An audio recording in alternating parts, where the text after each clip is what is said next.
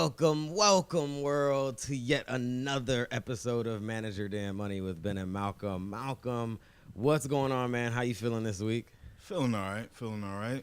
You got a little rasp in your voice still. Yeah, well, the cold weather. Indeed, the cold weather messing people up. It just hit like wintertime here in D.C. Today. But here is Manage Your Damn Money, where we trade in personal financial advice for entertaining conversations about money. We want to remind folks this airs as a podcast and as a television show. This is a particular poignant moment for us, Malcolm, because we have some really big upcoming changes, some interesting things coming along, some big news coming. We want to encourage people to follow us on Instagram, Twitter, at MYDM1, and for Malcolm on Money. There you'll find the news, and you can also subscribe to our email list. Just go to manageyourdamnmoney.com. Go to the top right corner. In the top right corner, it says you can subscribe to our list. And you will get the news when it comes out. But this, Malcolm, is going to be our final show of the year of 2017. How you feeling? I'm feeling good, man. I hope this lives up to the season finale hype. I don't have any cliffhangers to offer anybody, I don't think, but right. None really.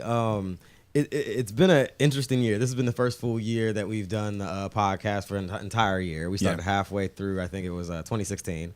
And we've gotten through a whole year. Do you feel like you've learned anything doing a show weekly?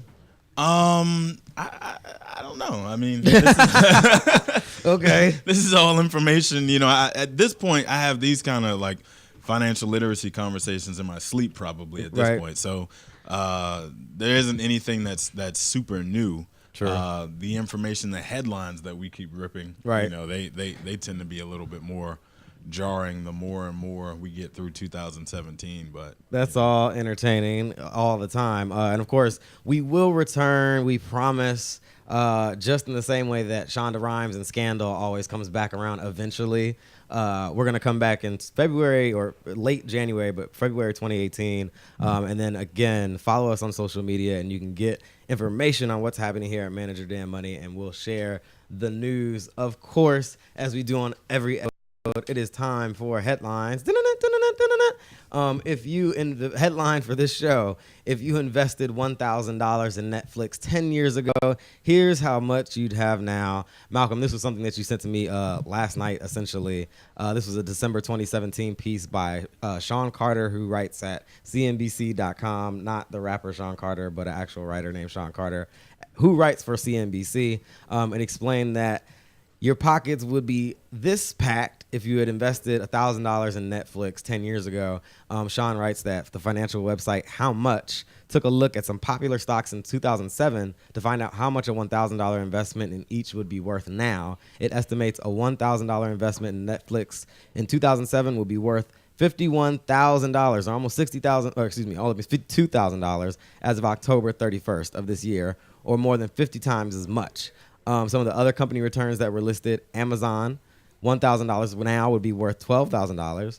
Apple, $1,000 10 years later would be worth $6,200. Then Starbucks, $1,000 would be worth $4,600. Nike, $1,000 10 years ago would now be worth $3,300. And then in the opposite negative direction, General Electric, or GE, $1,000 would be worth $490. So that lost a ton of its value from 10 years ago. But GE is also a really old company. Right. So that kind of makes sense that might have been a point where they were like really high in terms of their value. You pulled this story, Malcolm. Why do you think it was interesting? Well, because I think amidst Bitcoin mania and everybody kind of losing their mind, thinking that the way that the markets go is things just keep going up forever. I literally had a text thread today going on that was very hot about Bitcoin. Like, as I'm watching, I'm interacting with people on Twitter. I keep posting stories trying to stay neutral on both sides of it. Right. But as I'm watching people just kind of piling in, and nobody really has any caution whatsoever in their tone. Right. I just want to make sure that people understand that is not natural. Right. Right. Like, so we're 8.5, almost 9 years into a bull market cycle in the stock market. Right. So if you just bought, a S&P 500 ETF and let it ride, you're feeling pretty great about your investment prowess, because all a high tide raises all boats, Indeed as it the does. saying goes. And so I just thought it was important to point out to people that it takes time. Right. So we're talking about a 10-year span where $1,000 in Apple, which is, I think, the largest company still based in the largest company in the world based on revenue. Right. Apple, if you invested in it 10 years ago, $1,000, you would only have $6,220. Right. So and I say only in comparison to Bitcoin. Right. Whereas if you invested in Bitcoin last Saturday, you'd have the same $6,220 day almost, right? So I just want to make sure that people understand that's not how the market works. That's not a realistic expectation. Right. However, investing in companies like Amazon, Apple, Starbucks, Nike, whatever, things that we use all day, every day, and we feel good about and we know are going to be around for a while, the returns that you see in those is far better than leaving your money in a CD or a money market savings account and that kind of stuff, as long as you can stand the rain, so to speak. Right. Because nothing ever goes straight up in a straight line, not even Bitcoin. Right. So I just, I thought it was important that people understand what realistic expectations, and the companies that you listed out just now are actually what we would consider to be like moonshot kind of companies. Right. Companies that they didn't know they were going to be popping until many years later they became the popping thing that they are. So now. the Netflix turning into, what is it, $52,000 almost over the course of 10 years. Right. There's one Netflix. Right. There's one Facebook. Right. There's one Apple, Amazon, whoever else. Right. And even in those companies, I'm sure, I don't have the graph in front of me, but I'm sure there was a period of 12 to 24 months where folks weren't too sure about that company. Absolutely. So you do still have to have the discipline to stay in these companies, even through the rough patches, if you will, to get a chance to reap those kind of benefits on the other side. However, if and when Bitcoin starts tumbling, I don't know that I necessarily would have the stomach for that kind of volatility. Absolutely. And this is the first time we're actually mentioning Bitcoin, ironically, on this show. We definitely will cover that when we come back next year in 2018. It's kind of gotten to the point where we have to do it. I've been following it for a while. Like, I'm fascinated by. It's interesting that people around me are talking about it more than I have gone to research. So I have some things lined up where I'm like, okay, I got to read this. So I have to go and watch this, and then kind of I don't really have a thought process on it yet myself. Dude, there are people buying Bitcoin as part of their retirement plan. Yeah, but now, because right now it's hot. Like, every news outlet is doing pieces on Bitcoin. Sure. And it just feels like it's a moment. We'll see. This show is not about Bitcoin, ladies and gentlemen.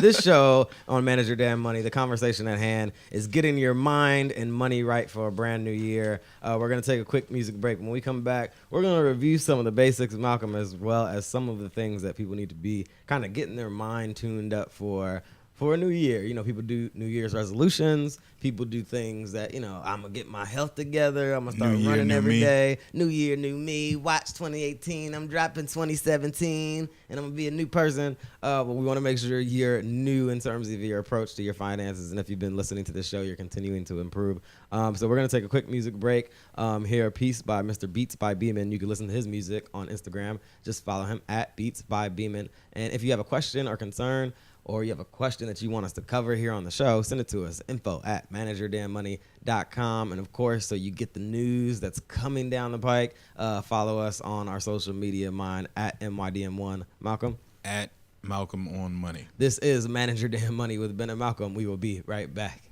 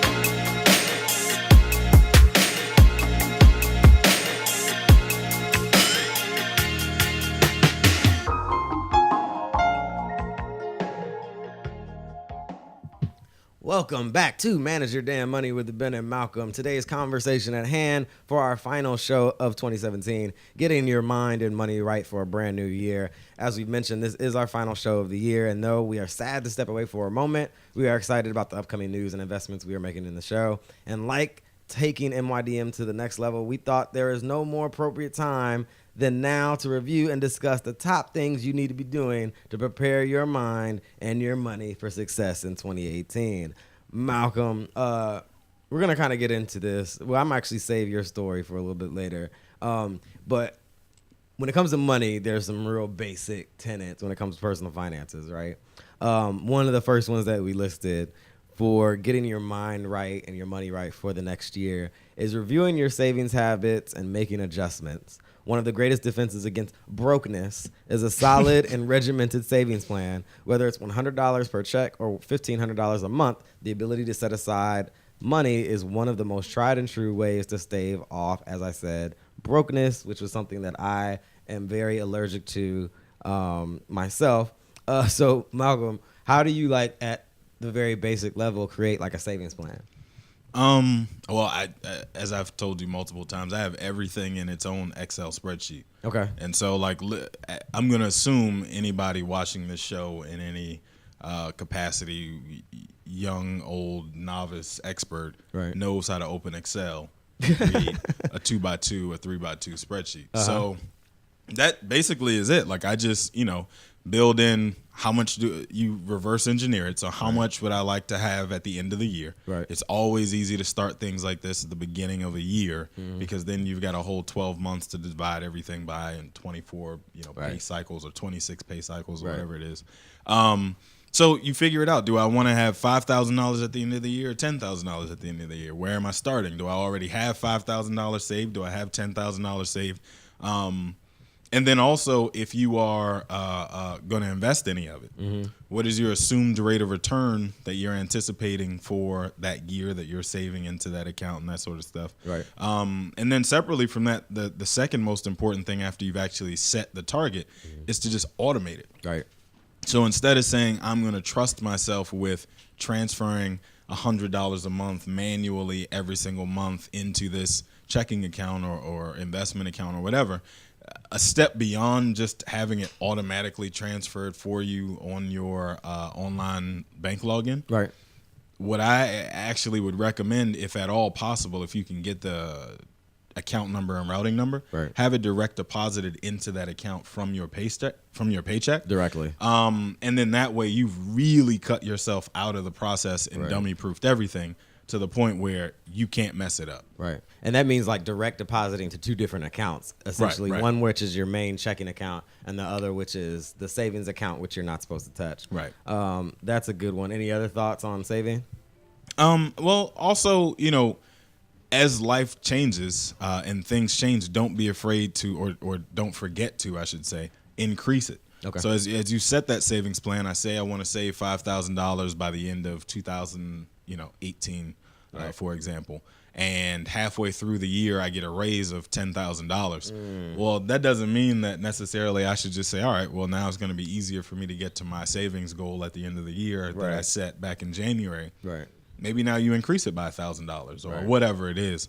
Because one of the biggest problems, as a lot of people will tell you who are in my arena for a living, Americans just don't save enough money. Right. Like, just as a comparison to a lot of other countries, Americans just don't save money. Right.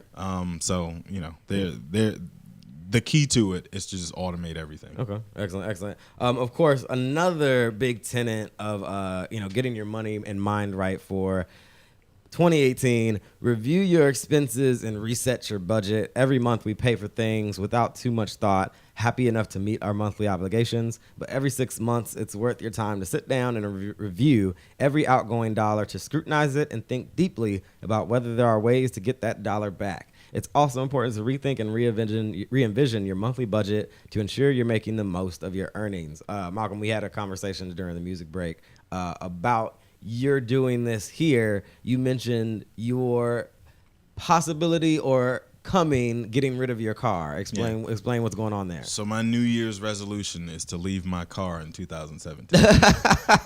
Okay, so this is gonna happen before the new year then. I don't know, but I'm to the point now. I've been wanting to buy a new car for like the last 2 years, probably. Okay.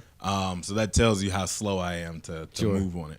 But it's gotten to the point now where I'm just like tired of talking about it. It's like I'm sick and tired of being sick and tired. As they say. So yeah, I have scrutinized and plotted long enough, and I think I'm actually gonna have to pull the trigger. But you're not gonna get a new car, you said, or are you?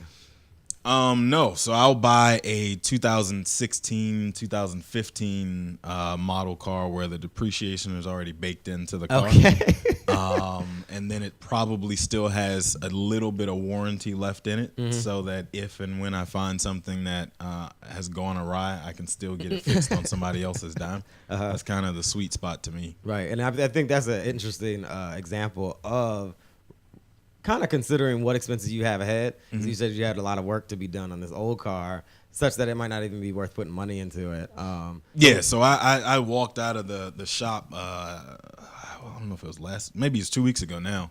And they told me basically it's going to be about $3,000 to repair the damage done to my car from these DC potholes. Okay. And I was like, nah, you can go ahead and give me the keys back. Like Maya, like Maya, I'll be moving on. Forgot all about that song, but all right. Anyway, but it was like, I looked at it and I said, do you realize that is a down payment on a new car at that point? Literally. And so it just, And then, so that's a good example of like changing your expenses. What's another way that people sometimes think like, okay, I don't really need this expense. You know what I'm saying? So 2017, I've gone through this exercise of getting lean, as business owners would say, right? In the sense that like I'm shedding dead weight of things that I don't need. So I haven't had cable in almost 2 years, right? And I don't miss it, right? So I have a Hulu subscription, I have Netflix, okay. You have the internet. And so I pay $39 or something a month for internet and local channels. And then I pay combined between Netflix and Hulu probably like $7. Oh, so, wow. really, really trimmed it down. But I only watch like 3 shows, right. And then go to bed. And while the show is playing, I'm like on my laptop reading something or doing something. So it's really not that serious. Like I can't watch shows in real time most of the time, but I don't miss it because I'm watching yesterday's stuff anyway. So, that's $100 trimmed down to, let's call it $45, $50 that I just got rid of $50 worth of waste. Right. Also, a lot of times people don't think about it, but like your insurances that you pay. So your car insurance, especially, like every once in a while, maybe every 12 months, it's not a bad idea just to call them up and ask them why you pay what you pay. And just kind of put them on the defensive. Like let them, and maybe in some cases you're a bad driver, so you deserve to pay as much as you pay, or you live in a high crime state or whatever. But a lot of times they'll be on the defensive and afraid that, oh shoot, now they're paying attention to this, and they'll just offer you a discount just out of reflex. Right. So it couldn't hurt to take this time now while everybody's like on Christmas break and you got time to yourself to worry about your own stuff. You spend the whole year building somebody else's company and taking care of somebody else's stuff. Take this time to make sure that you're on top of your own expenses and kind of find ways to trim the fat, so to speak. Absolutely. I think the cable example is a really good example. I think too, how do you know when an expense can be eliminated? I think you have to, that's a moment of your own having to be clear about what is needed and what you just desire. And you know what though? If you go through your bank statements for like a 2 or 3 month cycle and just audit out again in Excel, audit out every single thing that you spend money on that's like a payment that's recurring. Right.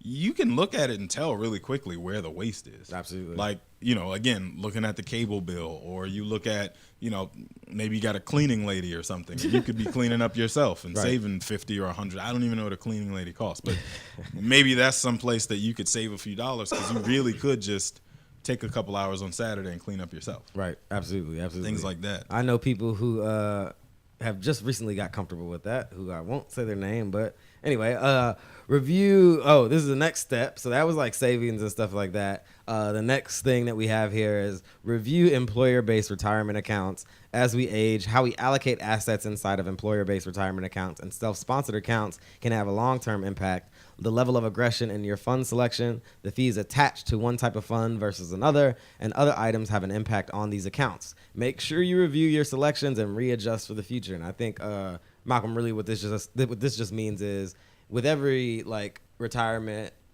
product or retirement account situation, whether it's through work or ones that you have on your own, you pick the funds, you pick the allocation of whether you're being aggressive or less aggressive, or 30% stocks and 70% bonds and things like that.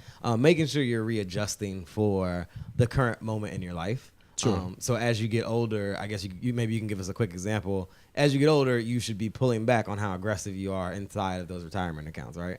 Well, in theory, the market is going to dictate what your allocation should be, Okay. and the whole traditional model of 70-30, then 60-40, then 50-40, whatever, has kind of shifted because the market has changed so much. Like I said, we're almost 9 years into a bull market, which is just completely unheard of. Right. Like normally, to put it in perspective, a bull market lasts about 6 years on average. Okay. And so we're like very, very, very Waiting old. on- We're waiting- very, waiting very on the old crash? Is in that it, what we're right. doing? Well, you wouldn't say you waiting on a crash. It's just an anomaly. Right. That's the way to look at it. So if you think about it, if you were a person who took the whole 60-40 notion and invested that way over that 9-year period, You'd have missed out. you'd have missed out. Right. But at the same time, coming out of 2008 when it hit the fan and the market lost almost 40%, over was the course of value. like 7 months or something, it would have been very tough to convince somebody that you need to be any more aggressive than the 10% that they had in stocks at the time. So I don't think it's necessarily as important to focus in on trying to be perfectly timing, the market inside of your 401k. I say all the time that 401ks are not to be traded. Right. It's for a long-term investment. But the more important thing is to look at your budget and how much you're actually contributing to that 401k plan. Not a bad time to look at, okay, next year I'm due to get a 2.5% raise or a 2% raise or a 5% raise or whatever. Not a bad time to look at it and say, I'm going to increase my percentage allocation by 1%. So I'm going to go from 6 to 7. Right. And by doing that, I'm going to add an additional $1,000 or whatever to my 401k plan. That's where you really get into a point of kind of ramping up that balance at the end of the year. Absolutely. And that was our next one, which is max out retirement plans, which Malcolm already explained. The next one after that, it's almost tax season. Consider what your tax solution will be. If you fail to plan, you plan to fail. And of course, that has to do with actually filing. Like somebody's old uncle. Well, that's what we do here.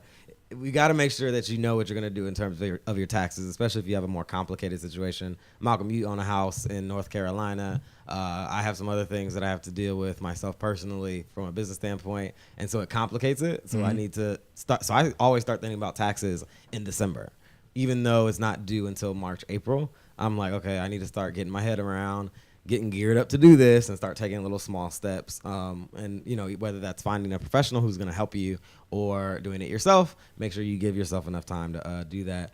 We're going to take a quick music break, but when we come back, we're going to continue to talk about the things that will help you get your money and your mind right for a brand new year. This is Manager Dan Money with Ben and Malcolm. We will be right back.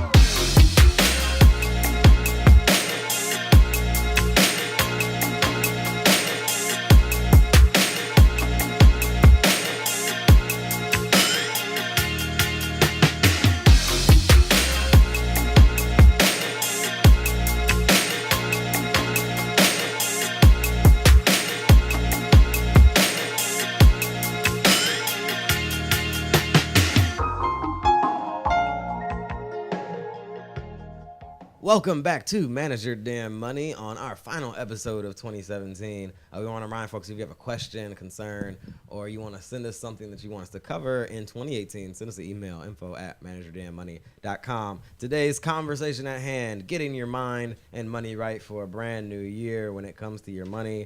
You know, it's good to prepare at the end of the year for what you're going to do in the new year. We were talking about some different things that you can do to kind of recalibrate on your finances. Another one, Malcolm, which you kind of alluded to earlier in the show, review your insurance needs and coverages. Even though it's not something we think about all too often, having different kinds of insurances plays a part in protecting your larger financial investments, be it at home, a car, or life insurance. Having coverage and making sure you're covered to the appropriate levels mean the difference between crisis with no safety net and crisis with a cushion. Malcolm, broadly, because insurance is this thing that most people first get introduced to through a car, right? You can't really drive a car legally unless you have some kind of insurance coverage. Explain what it means to evaluate your insurance needs, between, being a renter or a homeowner, car, and even life insurance. Like, what does all that mean? Well, I mean, basically, like you said, your first introduction to insurance is probably going to be car insurance. Okay. But then as you get older and life gets more complicated, more things happen. And basically, insurance is just the practice of shifting the risk of loss from you to somebody else. Right. And somebody else is usually a major entity that has the money and the financial capability to pull a whole bunch of people together who also want to shift the risk off of themselves onto them. So, for example, you rent an apartment. All of your stuff inside the apartment is worth $10,000 collectively. Right. You don't want to be stuck holding the bag for $10,000 worth of stuff if a fire breaks out or it gets flooded or whatever else. Right. And so you shift the risk of that $10,000 worth of stuff that you own onto an insurance company who says, well, in exchange for us covering this thing, that the probability of it happening is extremely Very low, low. but we will take on that, that risk, the probability, in exchange for $25 a month, $50 a month, whatever, some nominal amount that in comparison to the thing that you're insuring is extremely low. Right. But if and when it happens, you're glad that you have it. Absolutely. That's basically where it comes in. And then, as you kind of just mentioned, it goes from car insurance to maybe your renters and homeowners to maybe you get married or you have children and now you're considering life insurance. Right. And, so as things get more complicated, you have more things that you want to protect through insurance. Absolutely. Definitely something to consider, especially as millennials continue to age and become real live adults. Different kinds of insurance coverages are something you have to think about. Another area that people need to begin to delve into if they haven't already, committing in 2018 to learning something new about investing. The wealthy earn money every day through residual income created through investments. And though your parents may not have left you a trust fund, there's no reason you can't commit to learning something new about the basics of investing. And I think for me, I always go back to the fact that, which story I've told on the show before, I've invested my first money somewhere between like 17 and 19, I think. I bought like one share of Apple stock for $200. And for like an entire year, I would just log into my investing account and just look at it. And I would read news and try to understand what was going on, watch CNBC sometimes and try to follow along.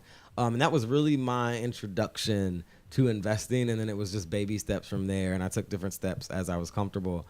But you really wasn't as exciting as Bitcoin, I'm sure. Not nearly as exciting. Not the thrill ride Bitcoin has become. But it was definitely something that got me into it and got me tuned to it. And I learned a lot simply by just doing and learning and making mistakes here and there with smaller investments that I made. So Malcolm, we've kind of covered this before on previous episodes, but it bears repeating. What are the first steps people should take when it comes to investing and taking their level of investing knowledge to the next level? I'm going to answer the question a little bit differently than I probably have in previous shows, because now we're talking about New Year's resolutions, ways to new year, new me it up. Absolutely. And make yourself a better person. And I'm all for personal and professional development. I'm constantly trying to find different ways to improve on things that I do well and cut out things that I don't do well and not waste time on. Right.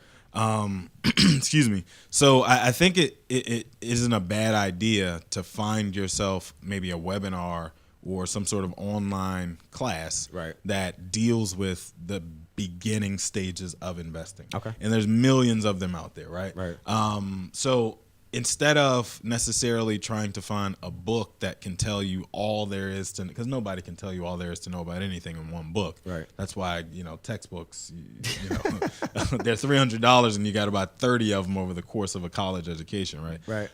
But so I would say it's not a bad idea to find online some sort of course that's already been done Right. on the basics of getting into investing, something interactive, or maybe a workshop on a weekend, like a Saturday Right.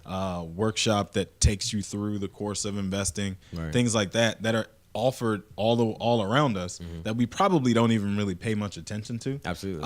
But if you sincerely want to learn more about the world of investing, get more comfortable with the world of investing because you think/know that it's going to be beneficial to you down the road. Right. That's a way to kind of invest in yourself. Absolutely. And so, taking the pay yourself first concept a step further, not necessarily directly in your pockets, but this time investing in your knowledge base, your skill set, which then increases your dollars and cents down the road. Absolutely.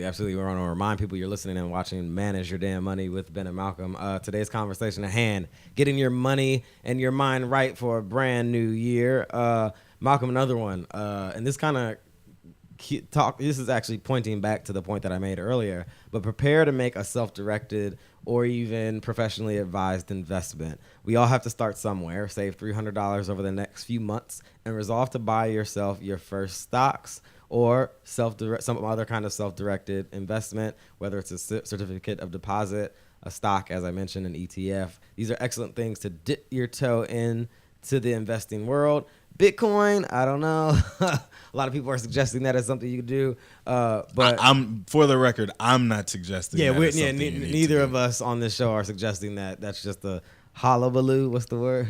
Hullabaloo. Hullabaloo. I don't own Bitcoin personally. Yeah, I don't either. And it's driving me crazy that so many people are like, flocking to it. You don't own stock in any publicly traded company that's been around longer than you and me put together. Right. But you own this thing that's been around for less than 10 years and you can't even tell me why its value is what it is. So anyway, not to get off on that. But to the point you were making though, where you were going about getting started investing. Absolutely. You don't even necessarily have to take the route that you just laid out where you save up a couple $100 and you buy one share of one company that's worth the amount that you saved. Right. So, like, for example, Facebook is probably somewhere around just shy of $200 right now, Okay. right? So I could do like you did, save up $200, buy one share of Facebook, Right. and then watch it grow over the course of, Right. the next year, 2 years, 10 years, whatever. Or I could take that same $200, find 5 companies that trade for Right. $2.50. This is called what? Value investing? Is there a word for that? This is probably considered deep value investing. if I'm talking about companies that cost $2-3 a share. Yeah. But there are some very good companies that fall into the bargain bin quite a few times, and I find myself digging through the bargain bin and saying, all right, look, Weight Watchers was in the bargain bin a little while ago. And then Oprah showed up, put her thumb on the scale, and Weight Watchers is like blowing it out of the water. So that actually is a perfect example of what I mean, where you don't necessarily look at the company and go, oh my God, everybody's talking about this on CNBC every single day. I need to get me some of that. Right. You take 2 seconds, take a step back and go, these are things that I see around me all day, every day. They don't get the same amount of love, but there is this thing behind it that could possibly bring it back to becoming kind of like a household name. And oh, by the way, if you're buying a stock that costs $2, $3, $4, $5 a share, you don't need a whole heck of a lot of movement in that company for it to really start to show you a return. Right. Whereas Facebook, if I bought one share at $200, I would need it to move significantly before I really saw any kind of benefit to it, unless I owned a significant amount of shares. Right. So that's just the way I would approach getting started. Find maybe 3 companies that have fallen into the bargain bin, and see if I think there's a reason why maybe one day they'll have a resurgence. Right. Buy them, hold on to them, see what happens, and if a year or 2 years goes by and nothing really changes with them, then move on to the next one. But I think that's way more exciting Right. than buying one share of a company that has already kind of squeezed most of the juice out, if you will. Absolutely. And that's actually something I learned in having made that first investment in Apple. It was like, I need a whole lot of money to make money off of this stock. So that's a good point. Value investing, or whatever the actual term is, buying stocks that are priced low but have the potential to go high. It's called opportunistic investing. Opportunistic investing. There's the word I was looking for. Excellent. We're talking about getting your mind and money right for a brand new year here on MYDM with Ben and Malcolm. We're going to get ready to take a music break in a moment, but we got a couple more. Taking your income to the next level through entrepreneurial efforts. No, we're not talking about filing for a C corporation and raising $500,000 in opening rounds of investor dollars, but taking your skills, talents, and interests and doubling them through exploration and implementation of simple business tenets might be well worth your time. Malcolm, what are some small to medium-sized entrepreneurial efforts that you've seen work for friends or associates this year? You know, I learned something in 2017 that I will share with our audience that I think will be beneficial, that answers that question in a roundabout way. Right. I learned that the things that we as professionals take for granted in our skill set, other people are willing to pay for. Absolutely. So where you do a thing or a couple of things that you think is not a huge deal because you do this all day, every day, and you've gotten really good at it, and the circle that you travel in is probably filled with people who do the same thing that you do. Right. And so you see it as kind of just the everyday run-of-the-mill kind of thing. Right. Whereas there's still people out there who would be willing to pay for that skill should you do a little bit of research, do a little bit of market testing, and realize folks are out there really, actually cutting checks. Absolutely. For example, if you are a person who does graphic design or builds web pages, that's something you may have learned how to do when you were 6. Right. And so because that's your whole life, and the community that you travel in is also web designers and graphic artists and that kind of thing, to you it's probably not that big of a deal. Right. But there are people out there who, just as kind of side hustle income, are making hundreds of thousands of dollars. I know because I have a couple of them as friends, where outside of their 9-to-5 income, they are just building and or maintaining people's websites and getting paid generously for it. So I think just figuring out what the thing is that you do really well, and it can be a thing that you do really well that you don't think is a big deal. Just market test it. Ask other people around you in your orbit who know you and know your skill set if the thing that you do that you're on the fence about is something they think other people would be willing to pay for.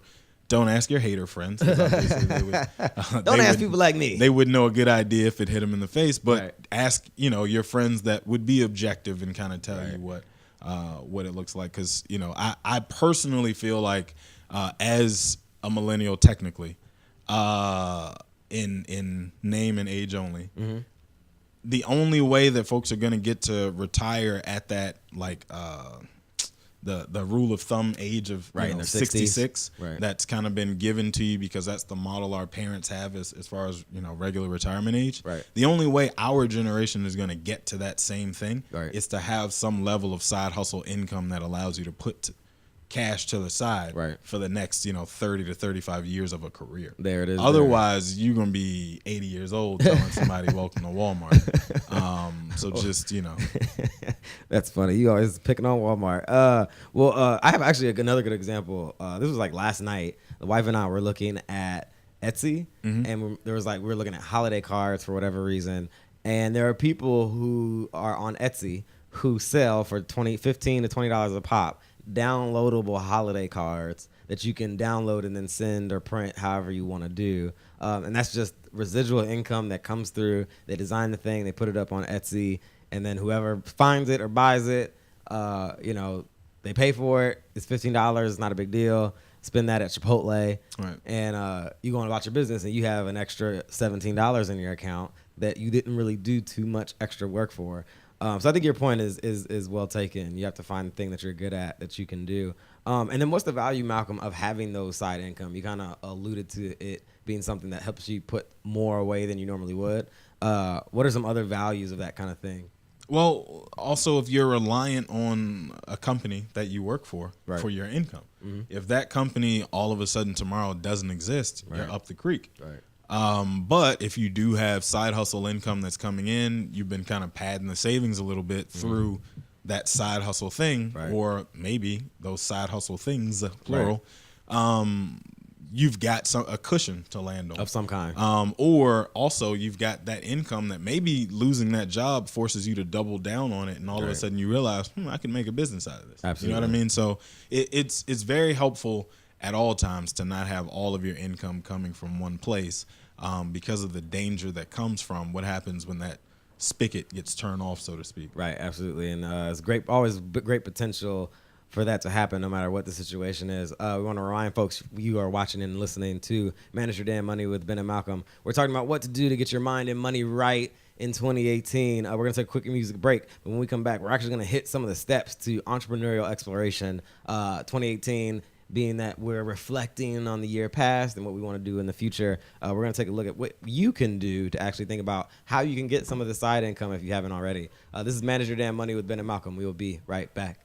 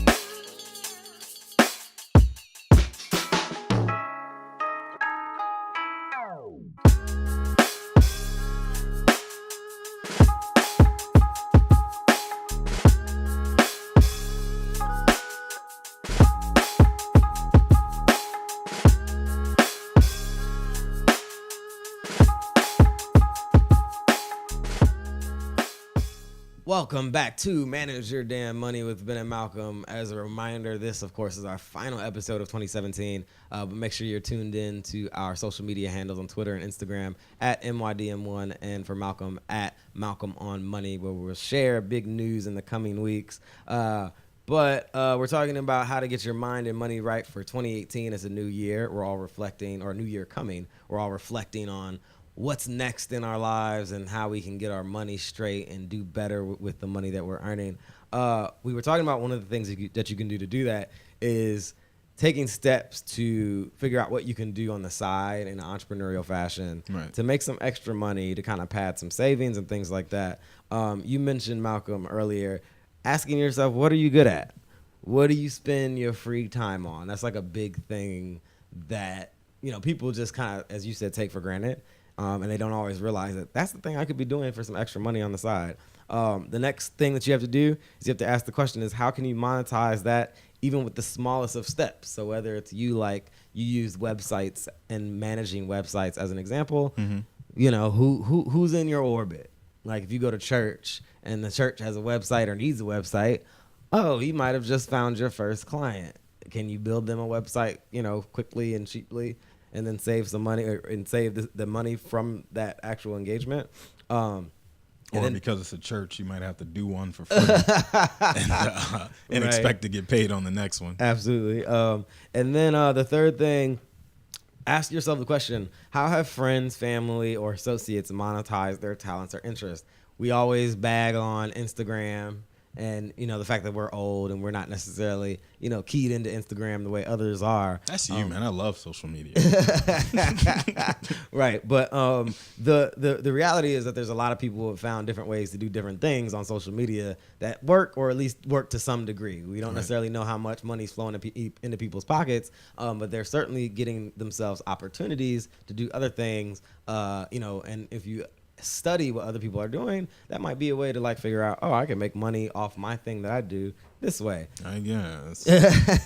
And then of course, don't be afraid to try things, mess up, or decide you don't like doing the thing you thought you were going to do. Absolutely. That's a big one, Malcolm, because sometimes people think they might like doing something, or they have an idea they want to flesh out. It's okay. Don't be afraid to I think sometimes people are a little concerned that they'll quote unquote publicly fail. And then frankly, I think that people don't really have a memory of what people do in that way for that long. Well, you know what? That's part of the reason that I like reading the life stories of successful people so much. Okay. Or even watching documentaries on successful people. And figuring out all of the things that went wrong first. Right. Because I guarantee you, for every person that you look at who has plenty of success, right. Oprah, for example, you mentioned earlier, Oprah's got, years upon years upon years of just stuff right. that happened to her right. before she got anywhere near the trajectory that landed her to where she is now. Right. But you don't necessarily get to see that kind of stuff in the social media era. Sure, no, you don't. The Instagram effect, I like to call it. So it's important that you do focus on the fact that like every successful person you see didn't get there by themselves, right? And they have had things happen to them that set them back, right? And as long as you can keep those things in perspective and not be afraid to pivot, to your point, if right. it doesn't go right, then so what? Like, got to take your shots in life, absolutely. But aside from that, I would say you've got to write that thing down. Right. Like whatever that thing is that you're going to set out to do and you think is going to improve your life. I was talking about personal and professional development. You have to write those goals down. Right. I'm still like halfway through writing my goals for 2018 because like, frankly, I just don't want to write it down and say it out loud. It makes it like you're accountable for a living, breathing right. organism. Uh-huh. And the last person I want to have to be accountable to is myself. Right. Like I am very hard on myself when I don't do something that I told myself I was going to do. So you got to write it down because it'll hold you accountable, and then also assign a date to it because then it'll really give you a target. So, and that's something that successful people always say. You got to write it down, make it plain, make it clear, and then you know it's coming. One of the other things to steps to entrepreneurial exploration: consider other alternatives that don't involve building something from the ground up. You don't have to like start your own consulting firm. You could just drive for Uber, Lyft. You could do affiliate sales programs that are out there that let you make money off of percentages of what you sell on a particular product. Just don't call me with any pyramid schemes. Yeah, I man. don't have time. But those are all ways to make residual income, and there are people who I know who are making residual income from all those different things. And then finally, this is one that people overlook. Be an entrepreneur at your full-time job. Are you leaving money on the table at work by not positioning yourself for growth and opportunity? Are you having quarterly conversations with managers to understand where and when the next steps are for your career? These steps are key to positioning yourself for growth, added responsibility, and eventually a raise or promotion. Don't underestimate the power of being, I guess, what's called an entrepreneur. You can learn more about this in our conversation with Deborah T. Owens of the Corporate Alley Cat. Just scroll down until you see that conversation is really insightful about how you can make it through the ranks as a millennial in the corporate world. But that's a really big one, Malcolm, that I think gets overlooked. I love that one. That's a big one. Like, how can you make money at the place that you spend the most time at and make more money or position yourself to make more money 6 months, a year from the moment that you're in at the moment? I'm going to add one more to that. Okay. We touched on it before, but I'm going to do it differently. If you work for an employer that offers a match in your 401k plan and you are not currently contributing enough to get the maximum amount that company is willing to match, right, there's a very simple way to give yourself a pay raise. Okay. So if your company is offering to match the first 5% of your income that you put in there, right, and you're only contributing 2%, as soon as you increase that number to 5%, right, you have given yourself effectively a 3% pay raise, because that's money that you're leaving on the table any other time that you don't. So. Right, absolutely. And that completes our list of entrepreneurial exploration, as well as things you can do to get your mind and money right for 2018. Malcolm, this is, of course, once again, our final show of 2017. Any final words of wisdom or reflections for the people? I don't know, man. I feel like I've given it all. I left it all on the field. This season has been a long season, and I left it all on the field. Let's do that. Let's speak in cliches for a moment. I want to thank my teammate Malcolm and Beats by Beeman. You guys have been great teammates. You've really supported the work that we've done here. We think we, as you said, Malcolm, left it all out on the field, and we're looking forward to next season. We think next season is going to be a good situation where we're going to train hard and get in the gym and do the things that we got to get coached up. But anyway, all right, enough of that. It's been fun. It feels this feels somber, even though it's not like we're coming back for sure. But we just want to thank everyone who's listened to the show, absolutely. who's watched the show, who's seen it across a couple of stations here in the Washington, D.C. area, and all those who have listened, over 60,000 downloads over the last year and a half. So thank you to listeners of Manage Your Damn Money. We wouldn't be able to do this and have a reason to continue to do this without your listening and sharing. And, for those who hit us on Twitter and send us emails, thank you. We actually got our first music submission not too long ago, so thank you to the person who submitted that. We're growing and we're moving, Malcolm. Yeah, and whatever ideas you have for next season that you would like to see come to fruition on this show, email them in, info@manageyourdamnmoney. Let us know.